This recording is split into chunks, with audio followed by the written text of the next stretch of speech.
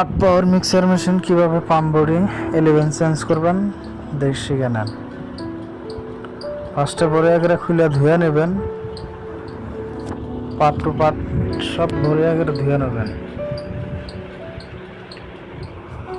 ধোয়ার বাদে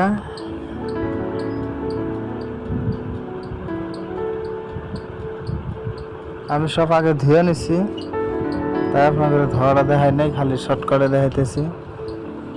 দেখেন এটা 11 একমাত্র এই মেনটা যখন ভরাইবেন এদিকে গ্যাপ কাটা আছে, গ্যাপের সাথে মিলে ভরাইয়া বাল্বটা দিয়া মাথাটা নাগা দেবেন।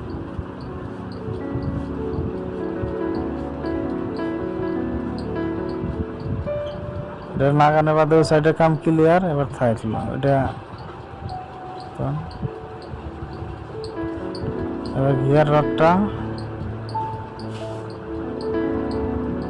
ভালো করে ভরায় নাম। ওইটা গিয়ার রডের সাথে একটা দাগ আছে,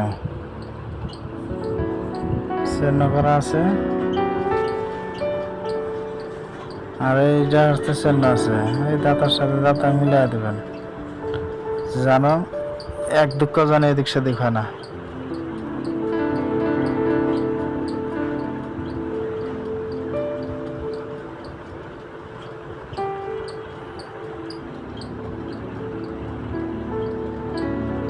এটা মিললে ফেলা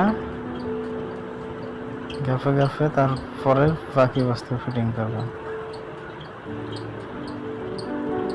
এবার ওয়াশারটা দিয়ে দেন, তারপর হচ্ছে স্প্রিং। এটা কিন্তু ভালো করে মিলিয়ে দিবেন ওই কাটা হাতে, আর ওইদিকে ওই যে চেন্ন আছে বডির সাথে, ওই কাটার বডির চেন্ন ওই সাইডে কাটাটা দিবেন।